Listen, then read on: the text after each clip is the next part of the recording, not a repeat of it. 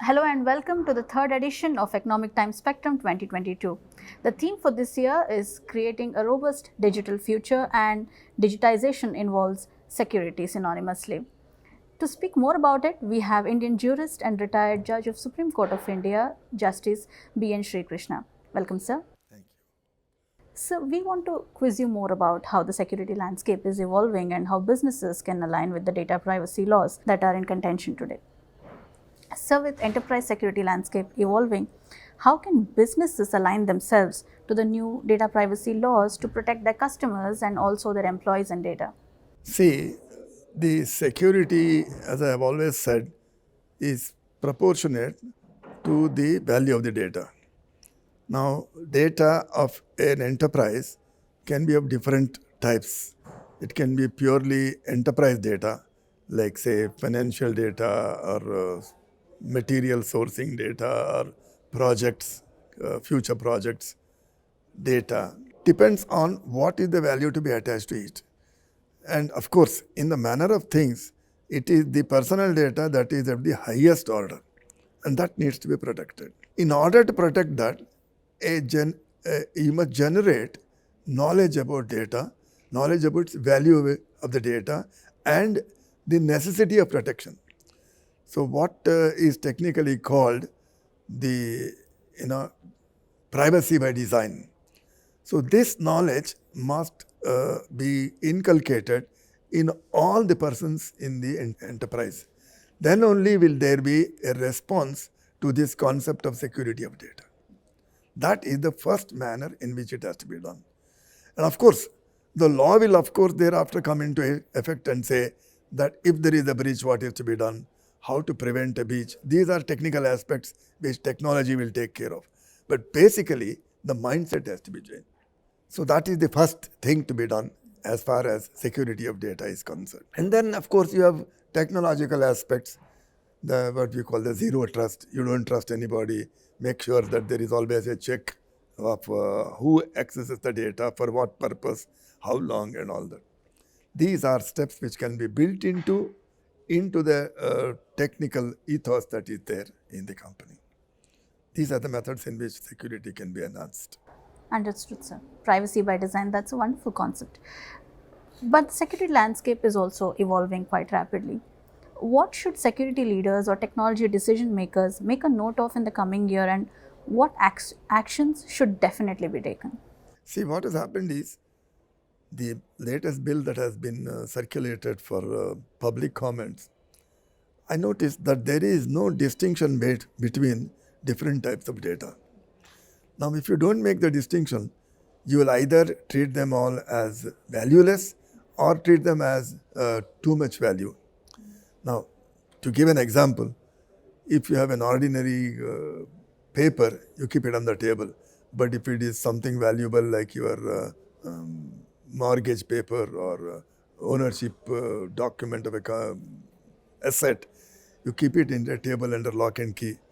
And when it comes to your jewels, money, gold, silver that you have, you put it in the safe and lock it up.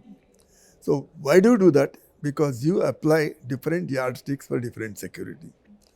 Now that has to be inculcated. And the law has to recognize it. How does the law recognize it? The law must say, for example, if I give you a concrete example, health data. Health data is of paramount security. So the law must say, hey, if it is health data, this is the type of security you must have. If it is ordinary data, it is the type of security. Now that has to be done hand in hand with inculcation of the mindset of the enterprises. That is the manner in which security can be enhanced in the enterprises. Understood. Thank you for those insights. Sir, I was also wondering if you could tell me how will the data security landscape and also the privacy landscape evolve in the future? What do you foresee specifically? This is going to create a little bit of problem because this is actually a tightrope walking. Data privacy, look at it. By concept, privacy of data is opposed to anybody accessing the data. But without accessing the data, you cannot evolve economically. You can't improve the economic spectrum. Therefore, you have to draw a line between privacy and exploitation of data. Now, this is always there in nature. Progress requires infrastructure to be built. The more factories that you build, you improve the economy. But the more factories cannot be built unless you destroy some part of environment. So there is always a balance required. How to protect nature, how to ensure that the progress is not stalled because of your anxiety to protect nature. The same thing in the field of data also. How far can you take away the data of an individual without causing harm to that data should be the real first question. Now, if it is something that you are taking away either with consent or under certain circumstances with what is called the deemed consent or presumed consent, then to protect the security of the human being, you might have to take away his data without his consent. And that is what happens. And what the Supreme Court said in Puttaswamy's case is that the overall security of all the individuals is the responsibility of the state. And in order to ensure that it carries out this duty carefully, it has to access the data of the individual, sometimes without security, without the consent of the person. Simple. Therefore, there must be a clear-cut definition in the law. The law must say, these are the circumstances under which I can take it away without your consent. Rest of the time, you are the master of the data. You tell me when I can take it, you tell me when I can't take it. And of course, there are concepts like purpose limitation, concepts like consent, concepts like right to recall or delete the data. They have to be exercised subject to the overall well-being of society. So sometimes it is a case-to-case basis, and exceptions have to be made. Correct. It's mostly case-to-case basis. Although the law has to lay down parameters to determine the cases. So, as you said at the beginning of the session, it is a tightrope walking situation. Absolutely. Yes, and it is paramount because it concerns every individual in the state, and that's a responsibility of the state as well. And it applies to enterprises also. Yes.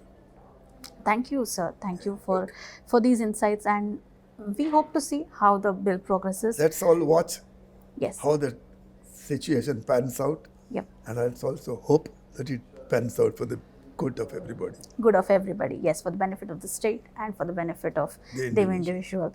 Perfect. Thank you so much, sir. Thank you. The insights were wonderful, and we look forward to more from you. Thank you.